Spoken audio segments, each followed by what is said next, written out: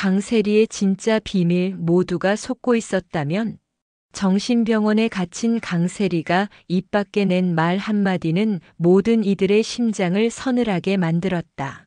내가 지켜야 할 건 내 아들이야. 은호도 지호도 다 내 손에서 벗어나면 안 돼. 이 말을 들은 간호사는 얼핏 듣고도 섬뜩함을 느꼈고 김도윤 역시 이 녹음 파일을 확인한 순간 단박에 강재인에게 전했다. 강세리는 오직 복수만을 원했던 게 아니었다. 그녀의 진짜 목적은 지호였다.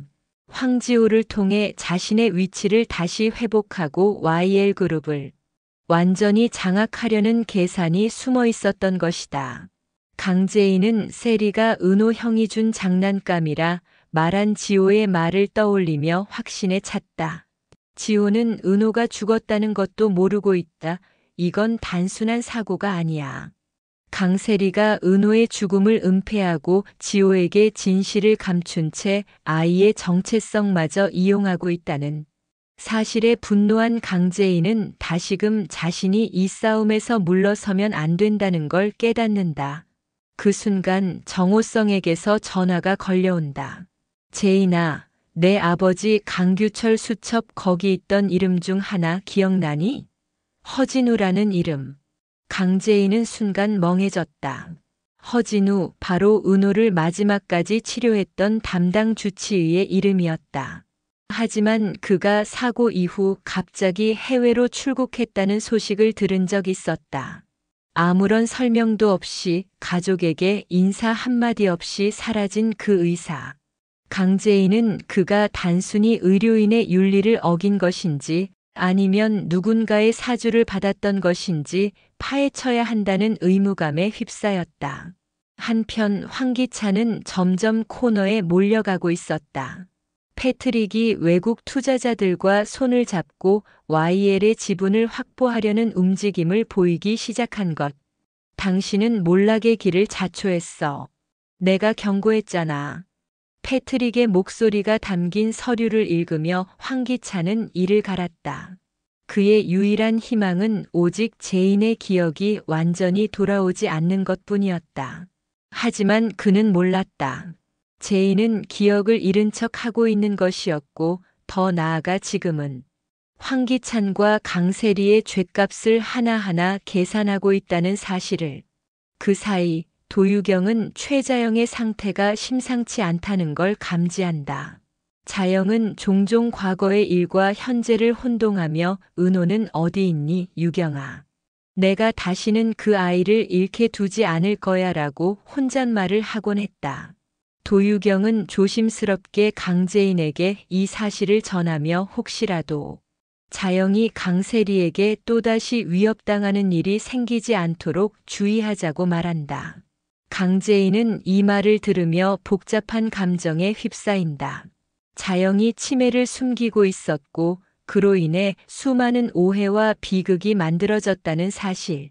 그리고 이제는 그녀가 자신의 딸인 재인을 위해 다시 위험을 감수하고 있다는 아이러니. 그녀는 눈을 감은 채 한마디를 내뱉었다. 이 전쟁 끝을 봐야겠어.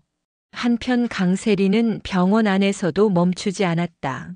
그녀는 자신이 가진 마지막 수단, 비밀 파일을 꺼내들었다.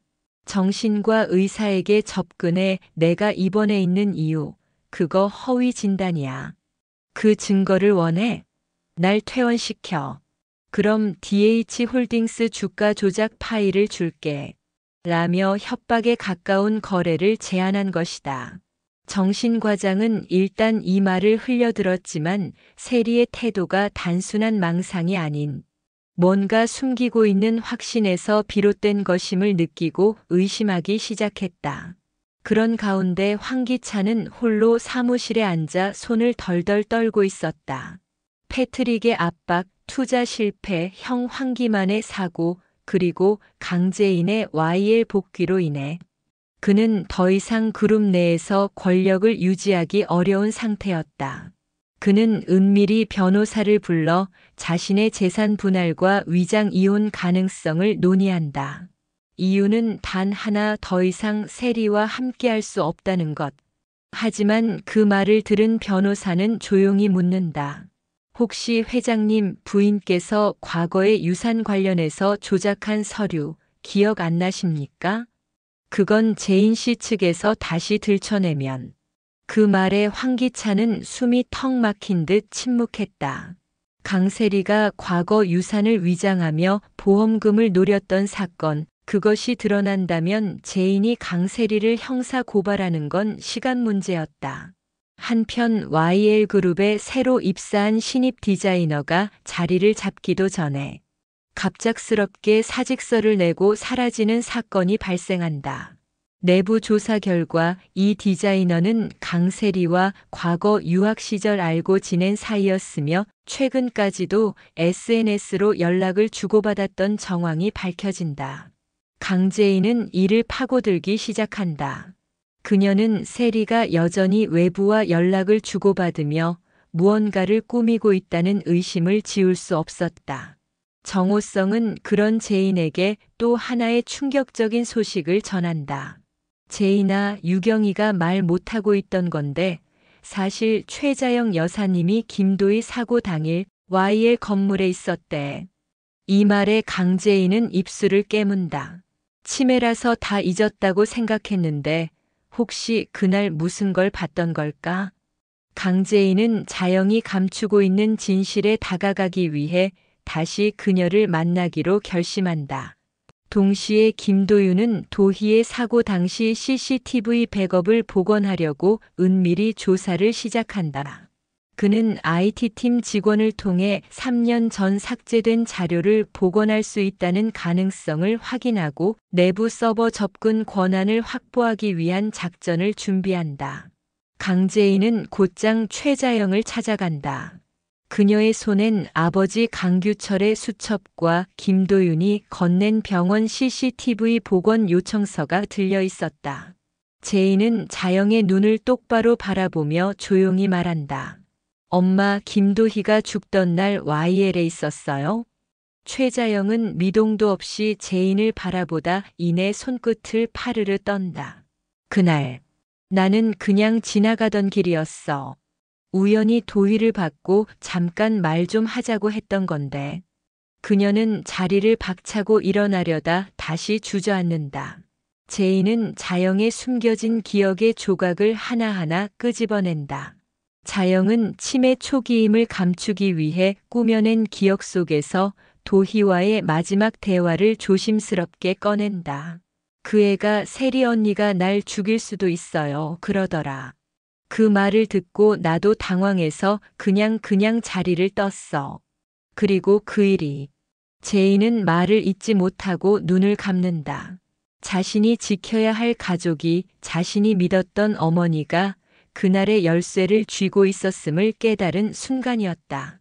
그 시각 강승우는 도유경을 다시 찾아간다. 지난 고백 이후 어색한 시간을 보냈지만 이번엔 조금 달랐다. 승우는 유경에게 어릴 적 편지함을 꺼내 보이며 말한다.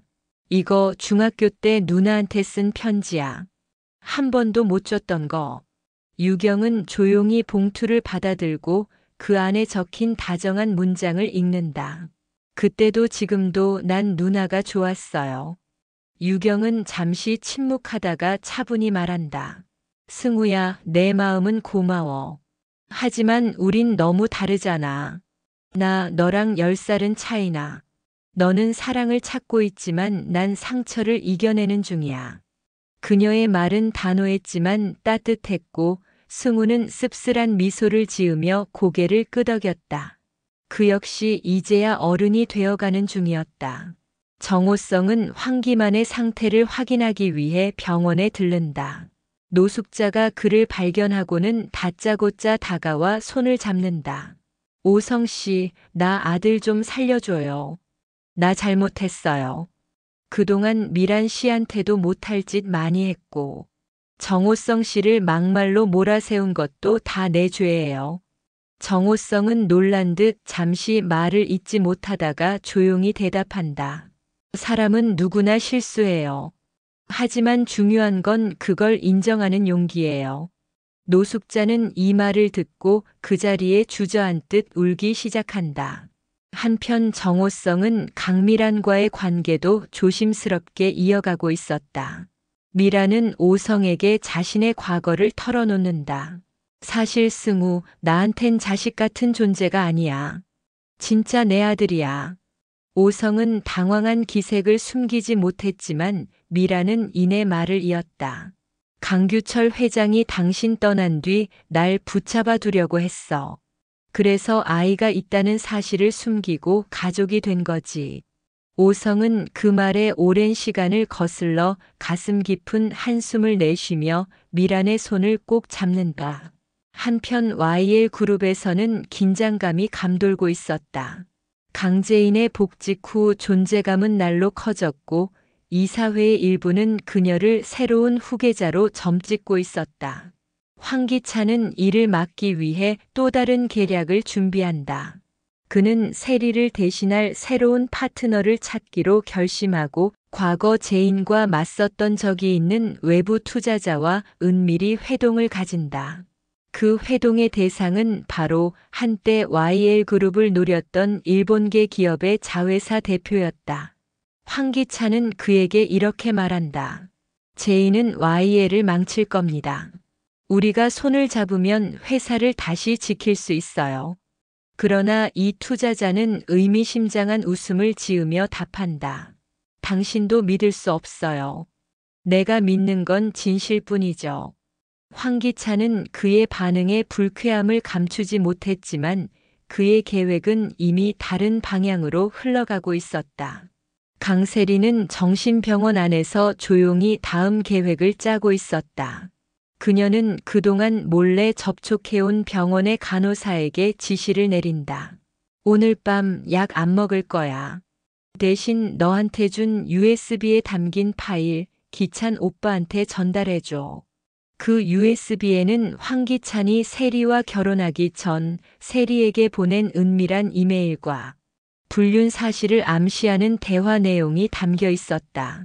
강세리는 황기찬이 자신을 배신한 뒤 YL그룹의 주식을 혼자 독점하려 한다는 사실을 눈치채고 있었다. 세리는 생각했다.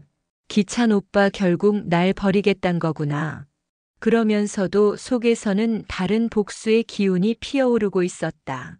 그녀는 여전히 황기찬을 향한 집착과 증오 사이에서 갈팡질팡하며 한때는 사랑이었지만 지금은 독이 된 감정 속에 자신을 밀어넣고 있었다. 정신병원 내에서 그녀는 우연히 TV를 통해 YL그룹의 새로운 프로젝트 발표 장면을 보게 된다. 발표자로 나선 이는 다름 아닌 강재인이었다. 세리는 화면 속 재인의 당당한 모습을 보며 입술을 깨물었다. 내가 저 자리였어야 했는데 재인 넌 항상 나보다 한 발 앞에 있었어. 그녀는 자신이 버림받고 갇힌 이 공간이 자신을 얼마나 비참하게 만들었는지 곱씹으며 그 분노를 마음속에 눌러 담는다. 그리고 그녀는 또 한 번 탈출을 시도한다. 이번엔 성공할 수 있을지 알 수 없지만 세리는 단념하지 않는다. 아직 끝난 거 아니야. 내가 나가면 전부 끝이야. 재인도 기찬 오빠도 전부. 한편 강재인은 아버지 강규철의 수첩을 다시 펼쳐보며 한 페이지를 유심히 바라본다. 거기엔 하이랜드 계좌 윤호이라는 메모가 적혀 있었다. 재인은 직감적으로 이윤이란 인물이 YL그룹에 숨겨진 비자금 통로에 관여된 자임을 느끼고 도윤에게 조사를 부탁한다. 김도윤은 동문을 통해 스위스 계좌 정보를 추적하던 중 충격적인 사실을 알게 된다. 윤 씨는 다름 아닌 과거 YL그룹 투자팀에서 일하다가 돌연 퇴사했던 윤성만이라는 인물이었다. 그런데 그가 현재 DH홀딩스의 자문역으로 활동하고 있다는 점에서 석연치 않은 연결고리가 생긴다. 도윤은 즉시 강재인에게 알리고 둘은 윤성만을 만나기로 한다. 두 사람은 비밀스럽게 윤성만을 불러낸다. 윤성만은 처음엔 당황하는 기색이었지만 이내 태연하게 말한다. 이건 강 회장님이 남긴 유산입니다. 저도 다 밝히고 싶진 않아요. 하지만 그분이 원했던 방향은 강재인 씨가 회사를 제대로 이끌 수 있도록 돕는 거였어요. 그의 말은 제인에게 작은 희망처럼 들렸지만 동시에 불안감도 몰려왔다. 그럼 왜 숨겼죠? 왜 지금까지 이 계좌는 베일에 가려져 있었죠? 윤석만은 잠시 침묵한 후 중대한 비밀을 꺼낸다. 이 계좌 단순한 비자금 아니에요. 정치권, 법조계, 심지어 경쟁사 인사까지. 이 돈이 흘러간 곳은 많아요. 이걸 건드리는 순간 제인 씨도 위험해질 수 있어요. 이 말을 들은 김도윤은 단호하게 말한다. 그걸 알면서도 우리는 멈출 수 없어요. 도희가 죽은 이유도 이 돈 때문이었잖아요. 강재인은 도윤의 눈빛에서 흔들림 없는 각오를 읽고 조용히 고개를 끄덕인다. 우린 여기서 멈추지 않을 거예요. 아버지가 남긴 마지막 조각 내가 찾아낼 거예요. 두 사람의 손끝엔 여전히 차가운 바람이 스쳤지만 그 속엔 확고한 의지가 담겨 있었다. 정호성, 즉 패트릭은 강미란과 함께 있는 시간 속에서 점점 가족이란 의미를 새롭게 깨달아가고 있었다. 어느 날 강미란은 그에게 진지하게 물었다. 만약 승우가 너랑 내 아들이라면 받아들일 수 있어? 처음엔 당황한 표정을 지었던 정호성은 이내 조용히 웃으며 고개를 끄덕였다. 그 애가 나를 아버지로 받아들이지 않아도 괜찮아. 하지만 내가 원한다면 나도 아버지 노릇해볼게. 이 말에 강미라는 말없이 그의 손을 잡는다. 그 순간 그녀의 눈엔 알 수 없는 안도감과 슬픔이 교차하고 있었다. 한편 강승우는 도유경을 향한 마음을 여전히 접지 못하고 있었다. 유경은 그런 승우를 바라보며 애써 냉정한 태도를 유지했지만 그녀 역시 자주 흔들리고 있는 자신을 부정할 수 없었다. 정윤이는 치매 증세를 보이는 최자영을 돌보는데 온 힘을 쏟고 있었다. 최자영은 점점 현실과 기억의 경계가 희미해지면서 과거와 현재를 뒤섞는 말을 반복했다. 규철 씨가 수첩을 숨겨두라고 했는데 그걸 세리가 가져간다고. 정윤이는 이 말을 들으며 혹시나 했던 마음에 강재인에게 이 사실을 전한다. 재인은 곧바로 어머니의 상태를 확인하러 찾아오고 자영의 입에서 흘러나오는 단어들을 퍼즐처럼 조합하기 시작한다. 그 가운데 열쇠라는 단어가 등장했고 제인은 어릴 적 아버지 방 안 장식장에 항상 잠겨있던 서랍을 떠올리게 된다. 그곳에 진짜 마지막 단서가 숨겨져 있을지 모른다는 생각에 그녀는 서재로 향한다. 서랍 속엔 낡은 편지와 함께 녹음 테이프 하나가 들어있었다. 편지엔 강규철의 친필로 적힌 글이 있었고 그 내용은 제인을 충격에 빠뜨렸다. 제인아, 내가 이걸 읽을 땐 내가 없겠지. 난 세리와 기찬이 은호에게 어떤 짓을 했는지 알고 있었다. 하지만 널 지키기 위해 침묵할 수밖에 없었다. 지금이라도 진실을 밝혀줘야겠구나. 그리고 테이프에는 은호가 사고 당일 했던 마지막 통화가 담겨 있었다. 강세리가 다급히 누군가에게 그 애는 거기 있으면 안 돼. 당장 데려가. 라고 외치는 목소리였다. 제인은 눈을 질끈 감았다. 은호의 죽음은 우연이 아닌 명백한 계획이었음을 확신하게 된 순간이었다. 분노와 슬픔이 뒤섞여 그녀의 눈가를 타고 흘러내렸다. 이제 강재인은 두려움이 아닌 결단의 시기에 들어섰다. 은호야, 엄마가 반드시 밝혀낼게. 널 그렇게 만든 사람들 절대 용서하지 않아. 그녀는 김도윤과 함께 테이프 복사본을 만들어 언론에 배포할 준비를 시작한다. 하지만 그 순간 의문의 문자가 도착한다. 그 테이프 세상에 나가면 지호는 무사하지 못할 거야. 발신자는 없었지만 제인은 본능적으로 황기찬 혹은 강세리의 잔당이 보낸 것임을 직감했다. 김도윤은 제인의 손에서 핸드폰을 받아들이며 그들이 원하는 건 두려움이야. 하지만 지금은 우리가 흔들릴 때가 아니야라고 다잡는다. 두 사람은 서로의 손을 맞잡고 다시 결심한다. 이 진실을 어떤 대가를 치르더라도 밝히겠다고. 그리고 그 시각 강세리는 또다시 정신병원 탈출을 시도 중이었다. 이번엔 단순한 도피가 아니라 확실한 계획이 있었다. 간호사와의 거래, 병원 밖에서 그녀를 기다리고 있는 정체불명의 차량, 그리고 손에 쥐고 있는 USB 한 개. 강세리는 혼잣말처럼 중얼거렸다. 이 판은 다시 뒤집힐 거야. 제인, 너 지금 웃고 있지? 하지만 곧 울게 될 거야. 그렇게 그녀는 병원을 빠져나왔고 차량은 어둠 속으로 사라졌다. 다음 날 아침 YL그룹 로비에 한 여자가 고개를 푹 숙인 채 나타난다. 그리고 그 여자의 목소리. 강재인 씨 만나러 왔어요. 제 이름은 캐서린입니다. 제인의 얼굴이 굳어졌다. 강세리가 돌아온 것이다. 과연 이 위험한 재등장이 YL그룹과 제인에게 어떤 파장을 몰고 올 것인지. 지금까지 드라마를 담는 곳 드다방이었습니다. 다음 화가 기대된다면 구독과 좋아요 잊지 마세요.